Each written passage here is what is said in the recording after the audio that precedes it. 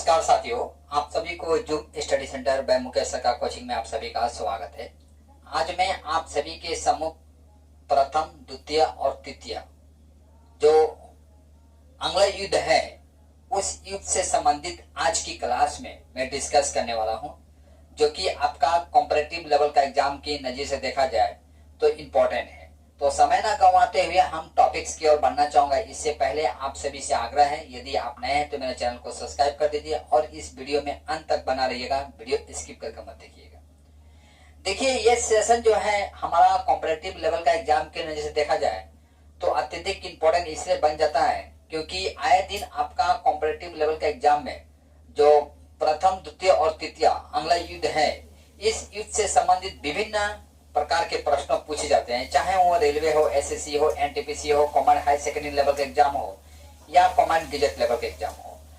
देखिए, आप जानते हैं मुगल डायनेस्टी के समाप्ति के पश्चात आपका मराठा साम्राज्य का उदय होता है और मराठा साम्राज्य की समाप्ति के पश्चात आपका ब्रिटिश साम्राज्य का उदय होता है। ठीक है, तो ब्रिटिश साम्राज्य में हम देखा गया कि ईस्ट इंडिया कंपनी जो है इंपॉर्टेंट रोल प्ले करती है। ईस्ट इंडिया कंपनी जो कि 1600 ईस्वी में भारत में आती है और उस समय में हम देखते हैं मुगल साम्राज्य के शासक जो है उनके हाथों में भारत का बागडोर था। मुगल साम्राज्य में हम देखते हैं जैसे कि जहांगीर थे, जहांगीर के समय में उसे परमिशन मिलता है। भारत में हम देखते हैं कि औरंगजेब जो है भारत के साम्राज्य को अपने कूटनीति के माध्यम से ही वो अपने कंट्रोल में लिया था। यही कारण है कि औरंगजेब ईस्ट इंडिया कंपनी की मंशा को बड़ी सहजता से समझ जाता है और औरंगजेब कई प्रांतों पर ईस्ट इंडिया कंपनी को व्यापार वाणिज्य करने का परमिशन नहीं देता है। लेकिन जब ये ईस्ट इंडिया कंपनी जब उसके सामने आत्मसमर्पण कर देती है तो औरंगजेब भी थोड़ी बहुत नमी बरतते हुए भारत के विभिन्न प्रांतों में व्यापार वाणिज्य करने का परमिशन देता है। और हम ये देखते हैं धीरे धीरे आपका 1800 ईस्वी के आसपास हम देखते हैं ईस्ट इंडिया कंपनी पूर्ण रूप से स्ट्रॉन्ग हो जाती है और भारत के प्रशासनिक नीति पर इंटरफेयर करने लगती है। ठीक है, तो देखिए आज का मेरा जो टॉपिक्स है वो है प्रथम आंग्ल युद्ध, जिसमें हम प्रथम, द्वितीय और तृतीय तीनों इसी में मैं शामिल करूंगा। तो हम देखते हैं प्रथम जो आंग्ल युद्ध है, यह युद्ध आपका कब होता है? 1775 से लेकर आपका 1782 ईस्वी तक। ठीक है, जिस तरह से आप जानते हैं कि मराठों का जो अंतिम शासक थे वो कौन थे? मराठा का अंतिम शासक बाजीराव द्वितीय थे। बाजीराव द्वितीय जो है ये अंग्रेजों की सहायता पाकर ये राजगद्दी को प्राप्त करते हैं और यह एक संधि पर सिग्नेचर करते हैं जिसका नाम था सहायक संधि। और यह पहला शासक है मराठों में कि जो ब्रिटिशों का सहायक संधि को स्वीकार करते हैं। ठीक है, हम देखते हैं ये जो प्रथम आंग्ल युद्ध जो है ये किसके किसके बीच में होता है? देखिए, प्रथम आंग्ल युद्ध जो है आपका मराठों और ईस्ट इंडिया कंपनी के बीच में होता है। ठीक है, हम देखते हैं ईस्ट इंडिया कंपनी के बीच में जो होता है यह युद्ध है तो मराठों का इसमें विजय होता है। ठीक है, और इस युद्ध में कई सेना नायक जो है पार्टिसिपेट करते हैं मराठों की तरफ से और ब्रिटिश की तरफ से। तो हम देखते हैं यहाँ पर अंग्रेजों के तरफ से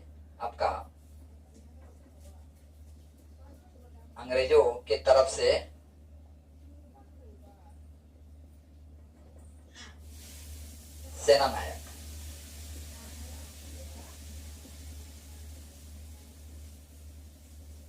और वहीं मराठों के तरफ से सेना नायक।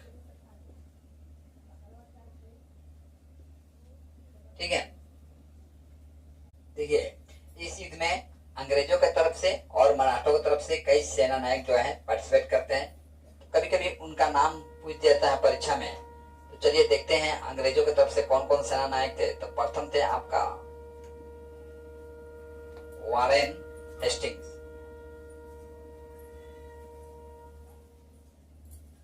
वॉरेन हेस्टिंग्स द्वितीय। और दूसरा थे आपका कर्नल किटिंग। Colonel kiting. और तृतीय थे आपका थॉमस वाइडम। थॉमस वाइडम गोडाई।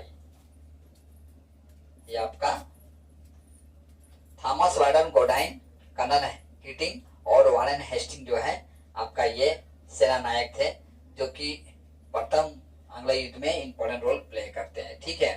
द्वितीय आपका मराठों की तरफ से हम देखते हैं। आपका मराठों की तरफ से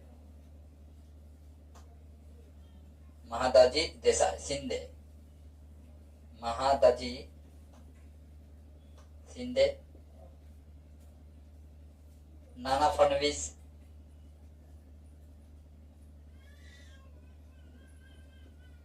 नाना फडणवीस।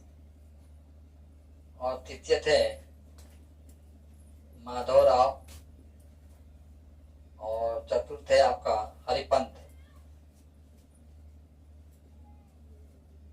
हरिपंत फड़के। हरिपंत फटके थे। इस युद्ध में हम ये देखते हैं आपका अंग्रेजों के तरफ से 93,000 सेना जो है पार्टिसिपेट करते हैं, जबकि आपका मराठों के तरफ से आपका 1,86,000 सेना इस युद्ध में भाग लेते हैं। ये आपका कुल सेना थे, जिसमें हम देखते हैं अंग्रेजों की तरफ से आपका 23 जहाज पार्टिसिपेट करती है इस युद्ध में। वहीं मराठों की तरफ से हम देखते हैं 14 जहाज इस युद्ध में पार्टिसिपेट करती है। वहीं मृत सैनिकों की संख्या देखेंगे हम आपका, तो अंग्रेजों की तरफ से आपका 34,000 सैनिक क्या होते हैं, शहीद होते हैं अंग्रेजों की तरफ से। और वहीं आपका मराठों की तरफ से देखा गया आपका 26,000 सैनिक शहीद होते हैं।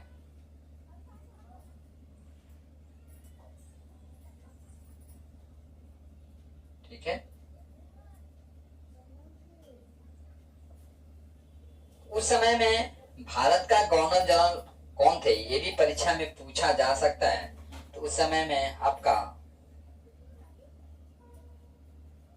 भारत का गवर्नर जनरल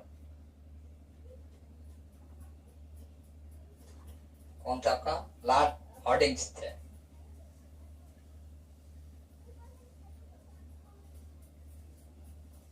उस समय भारत का गवर्नर जनरल हुआ करते थे। ये आपका इंपॉर्टेंट है, यहाँ से परीक्षा में प्रश्न पूछा जाता है।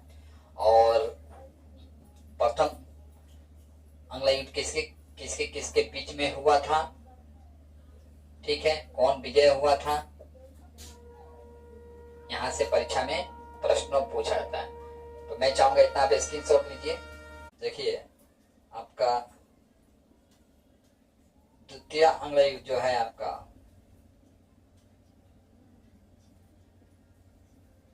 द्वितीय आंग्ल युद्ध है आपका 11 दिसंबर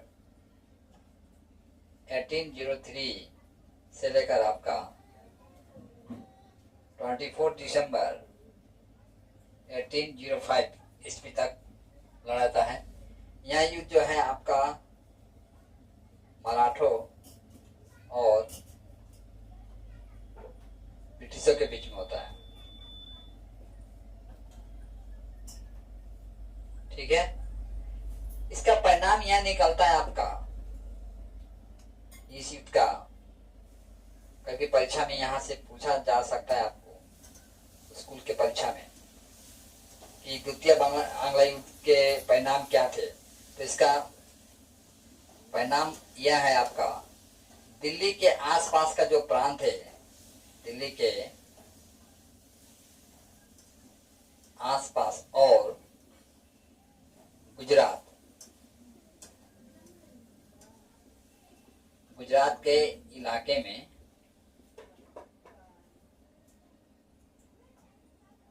अंग्रेजों का अधिकार हो जाता है।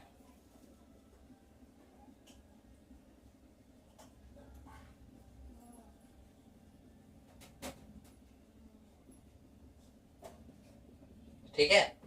इस तरह से आप क्या देख रहे हैं, यहां आपको एक चीज दिखाई दे रही होगी कि आप धीरे धीरे यहाँ पर आपका मराठा साम्राज्य का जो बागडोर है, मराठा साम्राज्य के हाथों से निकलकर किसके हाथों में जा रहा है, ब्रिटिश के हाथों में जा रहा है। अब हम देखते हैं तृतीय जो है आपका, तृतीय आंग्ल युद्ध जो है आपका 1816 को होता है। ठीक है। आप देख रहे हैं द्वितीय आंग्ल युद्ध जो है आपका 1805 ईस्वी में समाप्त होता है और तृतीय आंग्ल युद्ध जो है आपका 1816 ईस्वी में स्टार्ट होता है। ठीक है। और यहाँ देखिए ये युद्ध जो है तृतीय आंग्ल युद्ध जो है आपका काफी लंबा समय तक चलता है। यह आपका 1816 से लेकर 1818 ईस्वी तक चलता है। यानी हम देख रहे हैं कुल 2 साल तक यह युद्ध चलता है, 2 years। और ये भी 2 साल आप देख रहे हैं, ये भी 2 years। ठीक है। इस समय हम देखते हैं कि बंगाल का जो गवर्नर जनरल थे आपका, कौन थे आपका, बंगाल का गवर्नर जनरल, उस समय बंगाल का गवर्नर जनरल जो थे आपका लॉर्ड हेस्टिंग थे।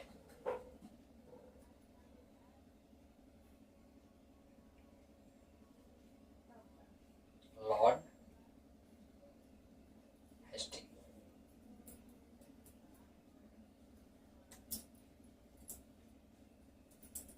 लॉर्ड हेस्टिंग थे। और यह युद्ध जो है आपका मराठों और ब्रिटिशों के बीच में होता है। ठीक है। जिसमें हम क्या देखते हैं, मराठों का हार और ब्रिटिशों का विजय होता है। ठीक है।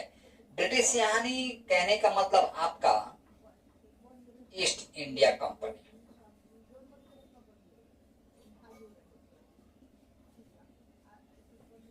ठीक है। इस तरह से मैंने आपका प्रथम, द्वितीय और तृतीय आंग्ल युद्ध से संबंधित उन मैं टॉपिक्स को अति संक्षेप में आपके सम्मुख रखने का प्रयास किया हूं, जो कि आपका एग्जाम के नजर से देखा जाए तो इम्पोर्टेंट था। और आज का क्लास जो है मुझे यहीं पर समाप्त करने का अनुमति दीजिए। जय हिंद।